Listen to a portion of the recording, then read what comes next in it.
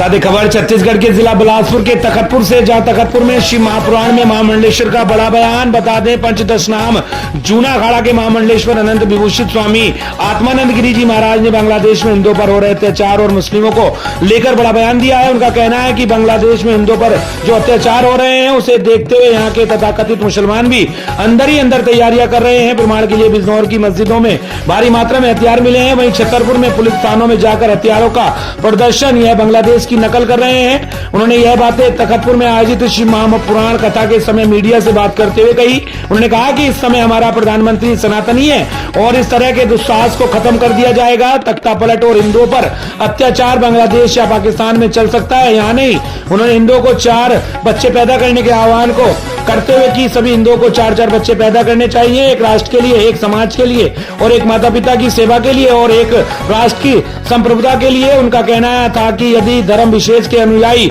3 से 30 हो सकते हैं तो हमारी माताएं 4 बच्चे पैदा कर सकती हैं। 2 बच्चे पैदा करने की सीख हिंदुओं में परिवार और रिश्तों की अवधारणा को खत्म करना जा रहा है। उन्होंने गो संरक्षण को लेकर कहा कि गौ माता की हत्या करने वालों के लिए मृत्यु दंड का प्रावधान होना चाहिए। बिलासपुर के तखतपुर से हमारी संवाददाता अतुल गुप्ता की देखी खास। शिव महापुराण में समाज को धर्म के पथ चलने की सुंदर राह दिखाई जाती है। माता पिता अपने से वयोवृद्ध बुजुर्गों का सम्मान कैसे करना चाहिए, भगवान गणेश जी के द्वारा अपने माता पिता की परिक्रमा की गई और उसी से वो संसार में प्रथम पूज्य हो गए। इसलिए वेद कहता है मातृ देवो भव, पितृ देवो भव, गुरु देवो भव। शिव महापुराण से समाज का सुधार 100% निश्चित है। बांग्लादेश में हिंदुओं पर अत्याचार हो रहे हैं, वहाँ कट मार के लेना क्या कहना चाहिए? बांग्लादेश में जो हिंदुओं पर अत्याचार हो रहा है, भारत के भी तथा कथित मुसलमान उनके पद चिन्हों में चलकर वो भी अंदर तैयारियां कर रहे हैं। अगर किसी प्रमाण की आवश्यकता है तो बिजनौर के मस्जिदों पर हजारों की संख्या पर शस्त्र प्राप्त हुए हैं। छतरपुर की घटना अभी आपने देखा है, पुलिस थाने में जाकर हथियारों का प्रदर्शन, ये बांग्लादेश की नकल है। पर उन्हें पता नहीं है कि भारतवर्ष में इस समय सनातनी हमारा प्रधानमंत्री है। अगर इस तरह का दुस्साहस किया गया तो नष्ट नामूद हो जाएगा वो समाज जो भारत में तख्ता पलट या भारत में अपने साम्राज्य की कल्पना करेगा। ये भारत देश है, संविधान से चलेगा। ये भारत देश है, गीता के उपदेशों पर आधारित है। ये ऋषि प्रधान देश है, ये धर्म प्रधान देश है, ये गौ गंगा और गीता का देश है। यहाँ किसी प्रकार का अधर्म अन्याय स्वीकार नहीं होगा। भारत के संविधान और कानून से देश चलेगा, शरीयत से या शरिया के कानून से देश नहीं चलेगा। यहाँ पर एक राष्ट्र, एक शासन, एक प्रशासन, एक देश, एक संविधान, एक प्रधानमंत्री सत्ता को चलाएगा। यहाँ पर 2 प्रकार का कानून नहीं चलेगा। इसीलिए पूरे देश को समझ जाना चाहिए। अगर आप नहीं समझे तो भारत के सनातनियों को समझाना आता है। बांग्लादेश का कुचक्र बांग्लादेश में चल सकता है, पाकिस्तान में चल सकता है। भारत में ये दुस्साहस किसी ने किया तो उसको कुचल दिया जाएगा।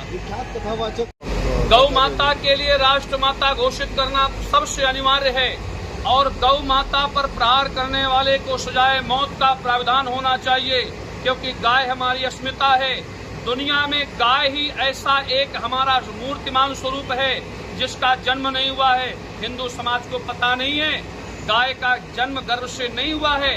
इस पृथ्वी में जो पहली गाय पैदा हुई समुद्र मंथन से निकली, जहाँ से लक्ष्मी निकली है वहीं से गाय निकली है। इसलिए वेद कहता है गायो विश्व मातरः।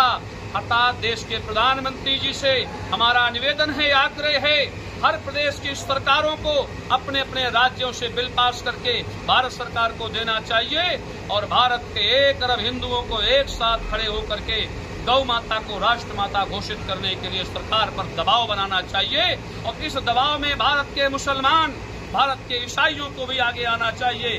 जहां बात वास्तविकता होती है वहां वो पीछे हट जाते हैं और जहां उनका स्वार्थ होता है वहां सड़कों पर नाचने लगते हैं।